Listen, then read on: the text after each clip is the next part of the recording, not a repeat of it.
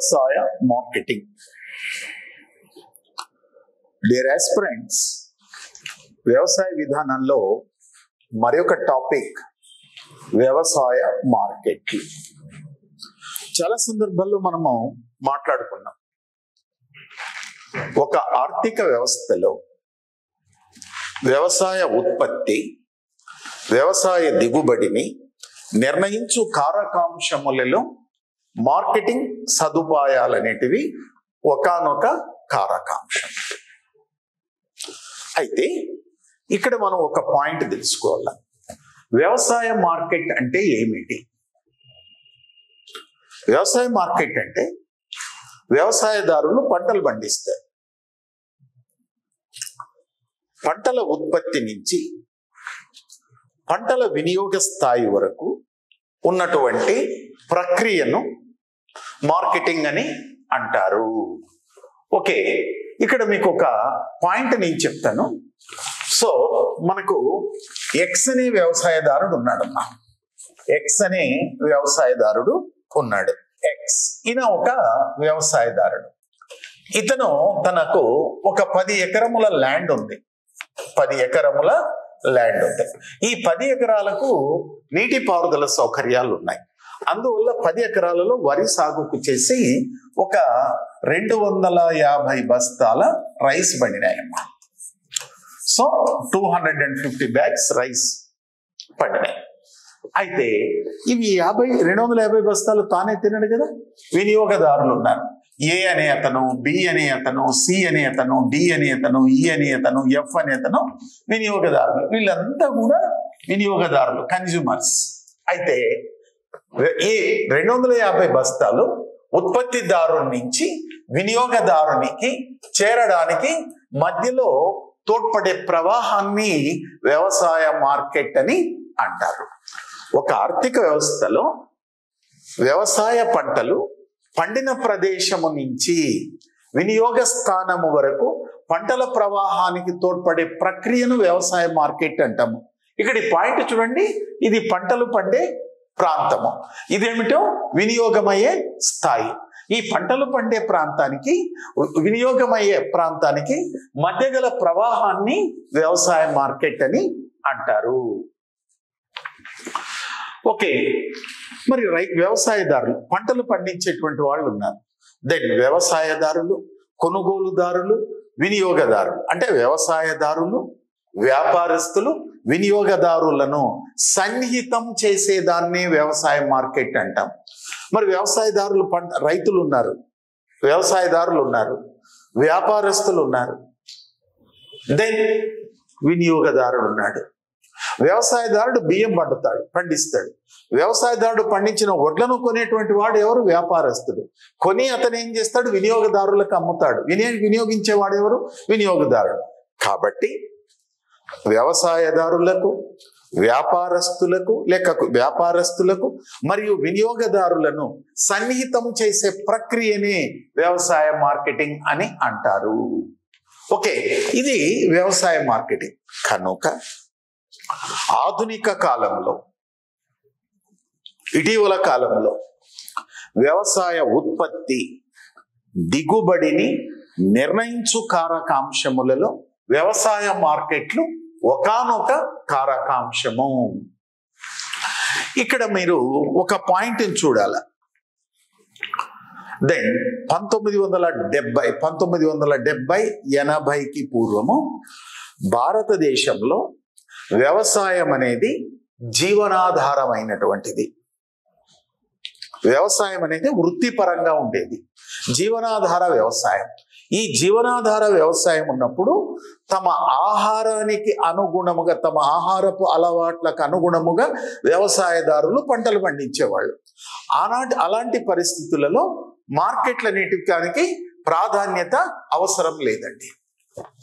Then పూర్వకాలంలో వ్యవసాయం అనేది ఒక జీవనపరమైన వృత్తిగా, జీవనాధారముగా ఉండేది. వ్యవసాయం జీవనాధారంగా ఉంటే వ్యవసాయదారుల యొక్క ఆహారపు అలవాట్లకు అనుగుణముగా పంటలను పండించుకునేటువంటి వాళ్ళు. అలాంటి పరిస్థితులలో వ్యవసాయ మార్కెట్లకు ప్రాధాన్యత కానీ గుర్తింపు కానీ లేదు. ఈ జీవనాధార వ్యవసాయాన్ని సబ్సిస్టెన్స్ లెవెల్ ఆఫ్ కల్టివేషన్ అని అంటాడు. ఉదాహరణకి నేను రాయలసీమ ప్రాంతం తీసుకుంటాను. రాయలసీమ ప్రాంతంలో వ్యవసాయం అనేది జీవనాధారంగా ఉన్నప్పుడు ఎలాంటి పంటలు పండించేవాళ్ళు? ఆ రాయలసీమ ప్రాంత వాసుల యొక్క ఆహారపు అలవాట్లకు అనుగుణముగా పంటలు పండించేవాళ్ళు. ఏమిటి? రాగులు, జొన్నలు, సజ్జలు, ఆరికలు, సామలు, కొర్రలు మొదలైనటువంటి వాళ్ళు ఎక్కువగా తింటారు కాబట్టి ప్రతి వ్యక్తి కూడా ఆ పంటలు పండించుకునేవాళ్ళు. అదేవిధంగా ఒక వ్యక్తికి ఒక 10 ఎకరముల వ్యవసాయ భూమి ఉందనుకోండి, నీటిపారుదల సౌకర్యాలు ఉన్నాయనుకోండి, ఆ 10 ఎకరముల్లో ఏం చేస్తాడు? వరి పండిస్తాడు, కొంత చెరకేసుకుంటాడు, ఒక 4-5 మామిడి చెట్లు ఉంటాయి, 1-2 చింత చెట్లు ఉంటాయి, ఒక 10-12 కొబ్బరి చెట్లు ఉంటాయి.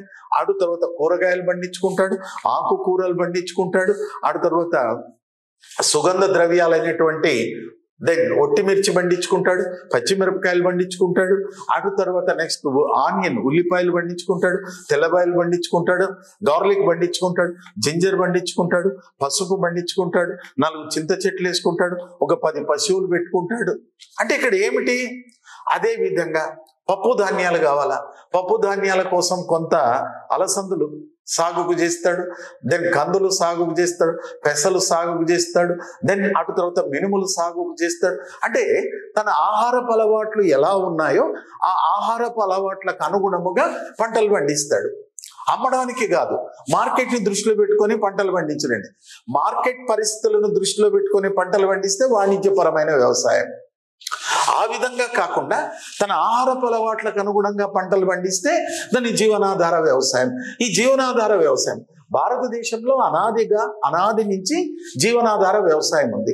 ఈ జీవనాధార వ్యవసాయం ఉన్నప్పుడు వ్యవసాయదారులు తమ ఆహారపు అలవాట్లకు అనుగుణంగానే అన్ని రకాల పంటలు పండించేటువంటి వాళ్ళు, తమ బ్రతకడానికి అనుగుణంగానే పంటలు పండించేవాళ్ళు, మార్కెట్ని దృష్టిలో పెట్టుకొని పంటలు పండించేవాళ్ళు కాదు. అందువల్ల ఈ జీవనాధార వ్యవసాయం ఉన్నప్పుడు వ్యవసాయ మార్కెట్లకు గుర్తింపు లేదు.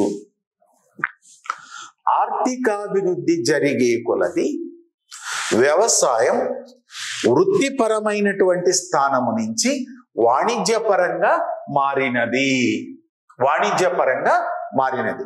ఎప్పుడైతే వ్యవసాయం వాణిజ్యపరమైనదో మార్కెట్ పరిస్థితులకు అనుగుణముగా పంటలు పండించటాన్ని వాణిజ్య వ్యవసాయము అంటారు. మార్కెట్ పరిస్థితులకు అనుగుణముగా పంటలు పండించటాన్ని వ్యవసాయ వాణిజ్యీకరణ అని అంటారు. ఎప్పుడైతే వ్యవసాయం వాణిజ్యమైనదో దెన్ మార్కెటింగ్ మౌలిక వసతులైన గిడ్డంగులు, శీతల గిడ్డంగులు, దెన్ ప్యాకింగ్ కేంద్రాలు, ప్రాసెసింగ్ కేంద్రాలు, రైపనింగ్ కేంద్రాలు, దెన్ కణజాలు, దెన్ గ్రేడింగ్ కేంద్రాలు మొదలైనటువంటి వాటివన్నీ కూడా ఆవిర్భవించినాయి. అయితే ఇక్కడ నేను ఒక పాయింట్ మీకు చెప్పేదంటే, దెన్ పూర్వకాలంలో వ్యవసాయం అనేది జీవనాధారముగా నుండేది. జీవనాధార వ్యవసాయంలో రైతులు తమ ఆహారపు అలవాట్లకు అనుగుణముగా పంటలను పండించేవారు. అందువల్ల జీవనాధార వ్యవసాయం ఉన్నప్పుడు వ్యవసాయ మార్కెట్లకు గుర్తింపు లేదు, ప్రాధాన్యత కూడా పెద్దగా లేదు. ఆర్థికాభివృద్ధి జరిగే కొలది వ్యవసాయం అనేది వృత్తిపరమైనటువంటి స్థానము నుంచి వాణిజ్యపరముగా మారినది. ఎప్పుడైతే వ్యవసాయం అనేది వాణిజ్యపరంగా మారినదో వ్యవసాయదారులు, దాని ప్రభుత్వము పెద్ద ఎత్తున వ్యవసాయ మార్కెటింగ్ మౌలిక వసతులైన రవాణా, గిడ్డంగులు, శీతల గిడ్డంగులు, రైపనింగ్ కేంద్రాలు, దెన్ ప్రాసెసింగ్ కేంద్రాలు, కణజాలు మొదలైనటువంటి వాటిని స్థాపించడం ప్రారంభించినారు.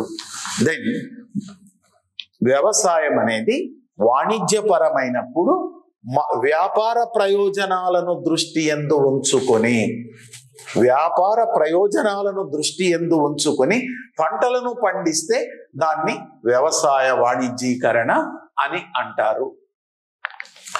దెన్ ప్రస్తుతం భారతదేశంలో ప్రతి రాష్ట్రంలో కూడా వ్యవసాయం అనేది వాణిజ్యపరముగా మారినది. ఎప్పుడైతే వ్యవసాయం వాణిజ్యపరం అయినదో వ్యవసాయ మార్కెట్లు కూడా వ్యవసాయ విధానాలలో ఒక అంతర్భాగమైనవి. ఓకే, మరి వ్యవసాయ మార్కెటింగ్ అంటే ఏమిటి? జాతీయ వ్యవసాయ కమిషన్ ప్రకారం అమ్ముడు పోదగిన వ్యవసాయ పంటలను పండించడంతో పాటు మార్కెట్ వ్యవస్థలోని అన్ని నిర్మాణాలను కలుపుకునే ప్రక్రియనే వ్యవసాయ మార్కెటింగ్ అంటారు. అంటే పంటలను పండించటంతో పాటు మార్కెటింగ్ మౌలిక వసతులను మార్కెటింగ్ మౌలిక వసతుల నిర్మాణాన్నే వ్యవసాయ మార్కెటింగ్ అని అంటారు. వ్యవసాయ ఉత్పత్తులను విక్రయించడానికి గల మౌలిక వసతులను వ్యవసాయ మార్కెట్లు అని అంటారు. ఇక్కడ మీరు ఒక పాయింట్ అనేది బాగా గుర్తుపెట్టుకోవాలి, ఇది వ్యవసాయ మార్కెట్లు. సో ఇక్కడ మనము బ్రీఫ్ గా కొన్ని పాయింట్స్ మాట్లాడదామమ్మా. కొన్ని పాయింట్స్. ఆధునిక కాలంలో వ్యవసాయ ఉత్పత్తి దిగుబడిని నిర్ణయించు కారకాంశములలో వ్యవసాయ మార్కెట్లు అనేటిది ఒకానొక కారకాంశము. మరి వ్యవసాయ మార్కెట్ అంటే ఏమిటి? సాధారణ భాషలో వ్యవసాయ ఉత్పత్తులను అమ్ముకొనడానికి విక్రయించడానికి గల మౌలిక వసతులను వ్యవసాయ మార్కెట్లు అని అంటారు. మరి ఇంతకు వ్యవసాయ మార్కెట్ అంటే ఇంకొక పదంతో ఏం చెప్పవచ్చు? పంటలు పండినటువంటి ప్రదేశము నుంచి వినియోగ స్థాయి వరకు మధ్య గల ప్రవాహమును వ్యవసాయ మార్కెట్లు అంటారు. రైతులను, వ్యాపారస్తులను, వినియోగదారులను సన్నిహితం చేసే ప్రక్రియనే వ్యవసాయ మార్కెట్లు అని అంటారు. ప్రాచీన కాలము నుంచి 20వ శతాబ్దము వరకు కూడా వ్యవసాయం అనేది జీవనాధార వ్యవసాయముగా ఉండేది. ఎప్పుడైతే వ్యవసాయం జీవనాధార వ్యవసాయంగా ఉండేదో వ్యవసాయ మార్కెట్లకు గుర్తింపు గాని ప్రాధాన్యత గాని లేదు. ఆర్థికాభివృద్ధి జరిగే కొలది వ్యవసాయం అనేది వృత్తి స్థానము నుంచి వాణిజ్యపరంగా మారినది. వ్యవసాయం వాణిజ్యపరంగా మారటము వల్ల వ్యవసాయ మార్కెట్ అనేటివి ఆవిర్భవించినాయి. వ్యవసాయ వాణిజ్యీకరణ అంటే వ్యాపార ప్రయోజనాల కోసము పంటలను పండిస్తే దానిని వ్యవసాయ వాణిజ్యీకరణ అంటారు. వ్యవసాయదారుల ఆహారపు అలవాట్లను బట్టి పంటలను పండించుకుంటే వ్యవసాయాన్ని జీవనాధార వ్యవసాయము అని అంటాము. మరి వ్యవసాయ మార్కెట్ అంటే ఏమిటి? దెన్ పండినటువంటి పంటలను విక్రయించుకొనడానికి ఏర్పాటు చేసిన మార్కెటింగ్ మౌలిక వసతులను వ్యవసాయ మార్కెట్లు అని అంటారు. ఓకే, వ్యవసాయ మార్కెట్లలో ప్రధానంగా 2 పదాలు ఉన్నాయండి.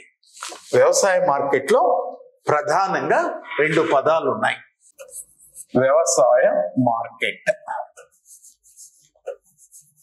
వ్యవసాయ మార్కెట్ నందు ప్రధానంగా 2 పదాలు ఉన్నాయి. ఒకటి విక్రయం కాగల మిగులు.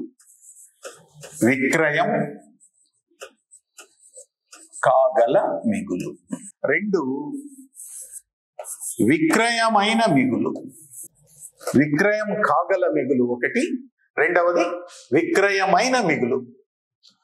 దెన్ విక్రయం కాగల మిగులు మార్కెటబుల్ సర్ప్లస్ అంటారు. విక్రయమైన మిగులు మార్కెటెడ్ సర్ప్లస్ అంటారు. విక్రయం కాగల మిగులు వ్యవసాయ ఉత్పత్తి మైనస్ కుటుంబ అవసరాలకు వినియోగించిన ఉత్పత్తి. కుటుంబ అవసరాలకు వినియోగించిన ఉత్పత్తి.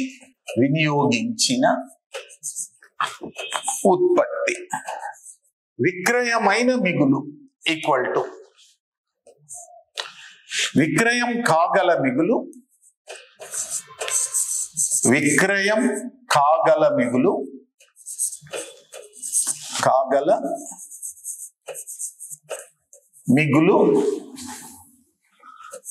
మైనస్ విక్రయించిన వ్యవసాయ ఉత్పత్తి.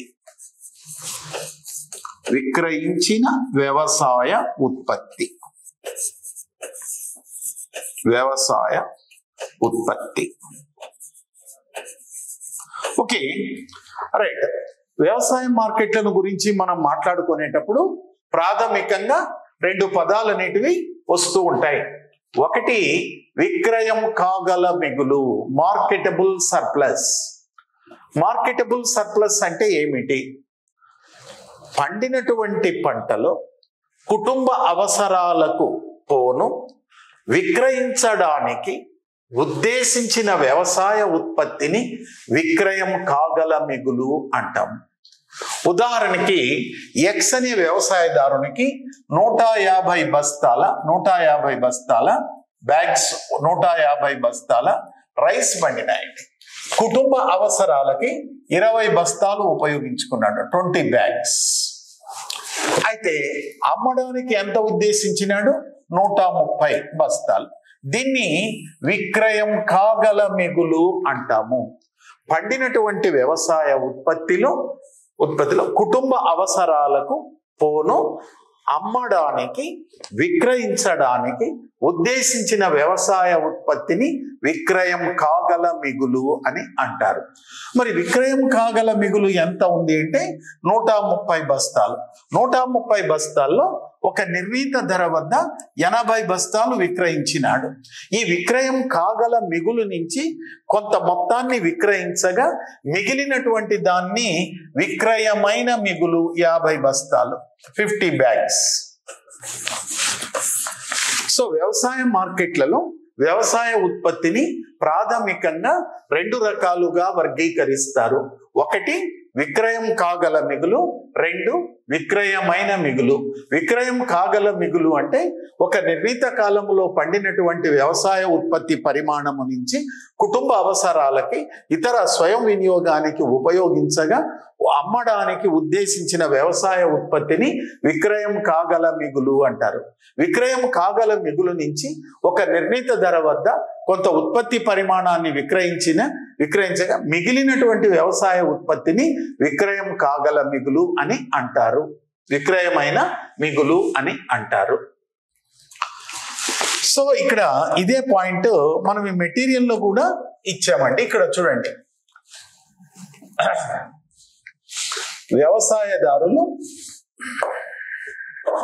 వ్యవసాయదారులు పండిన పంటలో కుటుంబ అవసరాలకు పోగా మార్కెట్లో అమ్మడానికి సిద్ధముగా ఉన్నటువంటి పరిమాణాన్ని విక్రయం కాగల మిగులు అని అంటారు. విక్రయం కాగల మిగులు ఈక్వల్ టు మొత్తము వ్యవసాయ ఉత్పత్తి మైనస్ కుటుంబ అవసరాలకు వినియోగించిన వ్యవసాయ ఉత్పత్తి. రైట్, ఇక్కడ పాయింట్ చూడండి. విక్రయం కాగల మిగులు నుంచి ఒక నిర్ణీత ధర వద్ద అమ్మగా మిగిలిన వ్యవసాయ పంటలను విక్రయం కాగల మిగులు అని అంటారు. విక్రయం కాగల మిగులు ఈక్వల్ టు విక్రయమైన మిగులు ఈక్వల్ టు విక్రయం కాగల మిగులు మైనస్ విక్రయించిన వ్యవసాయ పంటలు. వ్యవసాయ మార్కెటింగ్ దశలు. ఇక్కడ పాయింట్ మనం మాట్లాడుకుందాం. వ్యవసాయ మార్కెటింగ్ దశలు. వ్యవసాయ మార్కెట్ నందు అనేక దశలు కలవు. ఒకటి అసెంబ్లింగ్. ఒకటేంటమ్మా? అసెంబ్లింగ్. వ్యవసాయదారులు పండించినటువంటి పంటలన్నిటినీ విక్రయించడానికి మార్కెట్కు తరలిస్తారు. దాన్నే అసెంబ్లింగ్ అని అంటారు. రెండవ దశ గ్రేడింగ్. గ్రేడింగ్. వ్యవసాయదారులు వివిధ ప్రాంతాల్లో ఉన్నటువంటి వ్యవసాయదారులంతా పండించినటువంటి పంటలను అమ్ముకొనడానికి లేక విక్రయించడానికి మార్కెట్కు తరలించడాన్ని లేక రవాణా చేయటాన్ని అసెంబ్లింగ్ అని అంటారు. మార్కెట్లోకి రవాణా చేసిన తరువాత వాటిని శుద్ధి చేస్తారు. శుద్ధి చేయటాన్ని గ్రేడింగ్ అని అంటారు. వ్యవసాయ ఉత్పత్తులను అమ్మడానికి వీలుగా శుద్ధి చేయటాన్ని గ్రేడింగ్ అని అంటారు.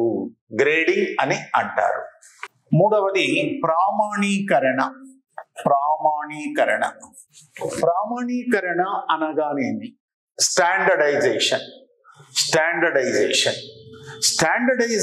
అనగా వ్యవసాయ ఉత్పత్తులను వాటి యొక్క నాణ్యతను బట్టి వేరుపరచటాన్ని ప్రామాణీకరణ అని అంటారు. నాలుగవది ప్రాసెసింగ్.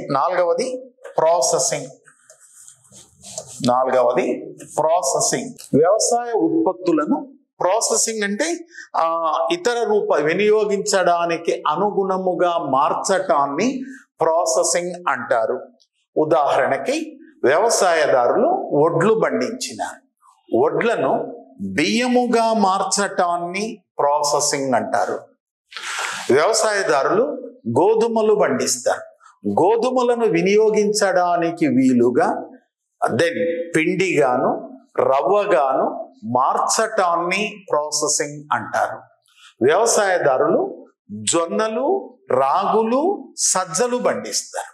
ఆ పండించినటువంటి వాటిని వినియోగించడానికి వీలుగా పౌడర్గా, పిండిగా మార్చే ప్రక్రియను ప్రాసెసింగ్ అని అంటారు. అదేవిధంగా వ్యవసాయదారులు పప్పు ధాన్యాలను పండిస్తారు. పప్పు ధాన్యాలను వినియోగించడానికి వీలుగా మార్చటాన్ని ప్రాసెసింగ్ అని అంటారు. ప్రాసెసింగ్ తరువాత ప్యాకింగ్. వ్యవసాయ ఉత్పత్తులను ప్రాసెసింగ్ చేసిన తరువాత అమ్మడానికి, విక్రయించడానికి వీలుగా ప్యాకింగ్ చేస్తారండి. ఉదాహరణకి గోధుమలు ఉన్నాయి. గోధుమలన్నిటినీ కూడా పౌడర్, పిండిగా మార్చినారు. ఆ పిండిని విక్రయించడానికి 1 కిలో పిండి 3 కిలోల ప్యాకెట్, 5 కిలోల ప్యాకెట్, 10 కిలోల ప్యాకెట్, 20 కిలోల ప్యాకెట్, 50 కిలోల ప్యాకెట్గా మారుస్తారు. దాన్ని ప్యాకింగ్ అని అంటాం. అదేవిధంగా వడ్లను వ్యవసాయదారులు వడ్లు పండిస్తారు.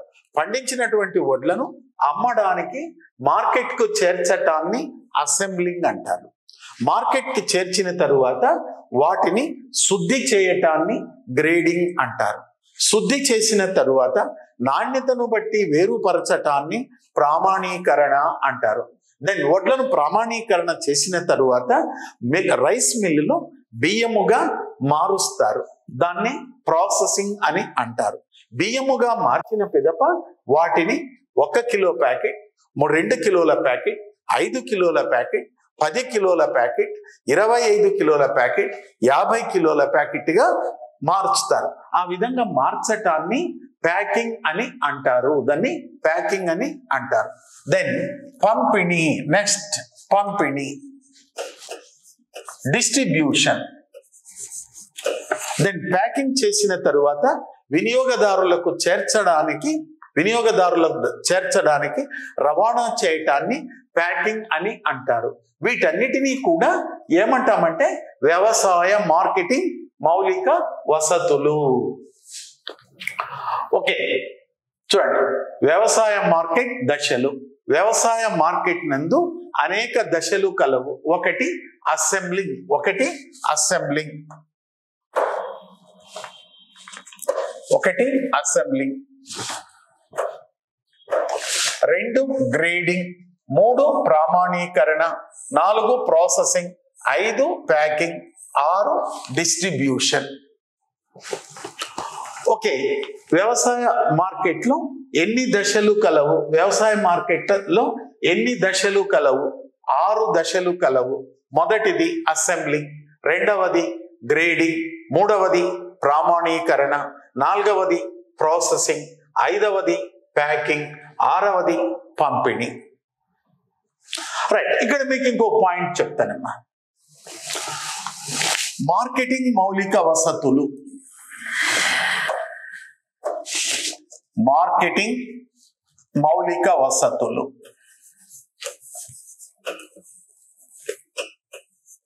మార్కెటింగ్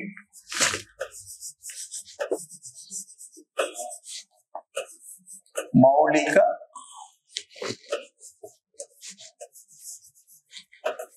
వసతులు. మార్కెటింగ్ మౌలిక వసతులు, దీన్ని వ్యవసాయ మార్కెటింగ్. వ్యవసాయ మార్కెటింగ్ మౌలిక వసతులు. ఈ వ్యవసాయ మార్కెటింగ్ మౌలిక వసతులు ఏమిటి? గిడ్డంగులు,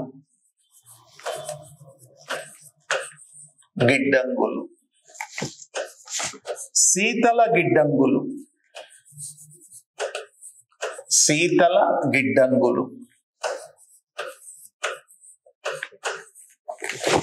గ్రేడింగ్ సెంటర్లు, గ్రేడింగ్ కేంద్రాలు, రైట్. ప్రాసెసింగ్ సదుపాయాలు,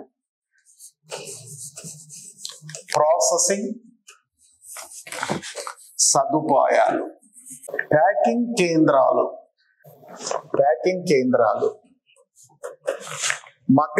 మగ్గబెట్టే కేంద్రాలు, దెన్ కణజాలు, వీటిని సిల్స్ అని అంటారు. మార్కెట్ల కంప్యూటరీకరణ, మార్కెట్లను ఆన్లైన్ తో అనుసంధానం చేయటం,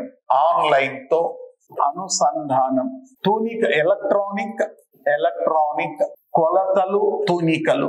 రైట్ డియర్ ఆస్పిరెంట్స్, ఇవన్నిటినీ కలిపి మనం ఏమంటామంటే వ్యవసాయ మార్కెటింగ్ మౌలిక వసతులు.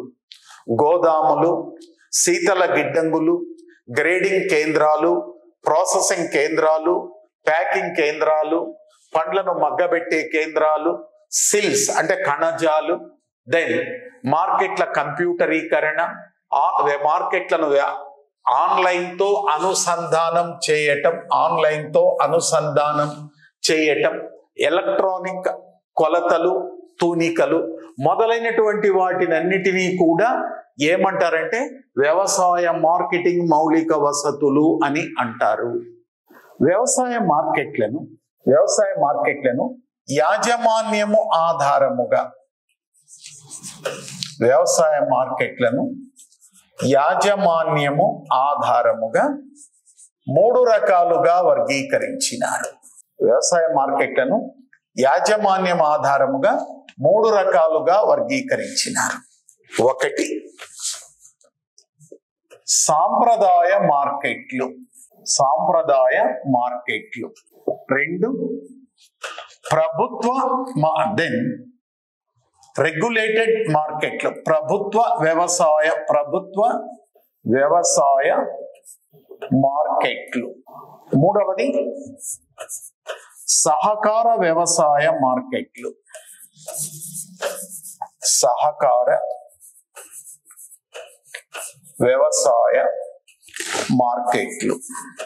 భారతదేశంలో వ్యవసాయ మార్కెట్లను యాజమాన్యం ఆధారముగా 3 రకాలుగా వర్గీకరించినారు. ఒకటి సాంప్రదాయ మార్కెట్లు, రెండు రెగ్యులేటెడ్ మార్కెట్లనే ప్రభుత్వ వ్యవసాయ మార్కెట్లు, సహకార వ్యవసాయ మార్కెట్లు. ఈరోజు భారతదేశంలో ఉన్నటువంటి వ్యవసాయ మార్కెట్లను వాటి యొక్క యాజమాన్యాన్ని ప్రాతిపదికగా చేసుకొని 3 రకాలుగా వర్గీకరించినారు. 3 టైప్స్గా వర్గీకరించినారు. ఒకటి సాంప్రదాయ మార్కెట్లు, ప్రభుత్వ వ్యవసాయ మార్కెట్లు, సహకార వ్యవసాయ మార్కెట్లు. ఈరోజు మనము సాంప్రదాయ మార్కెట్లను గురించి మాట్లాడుకుందాం, డిస్కషన్ చేద్దాం.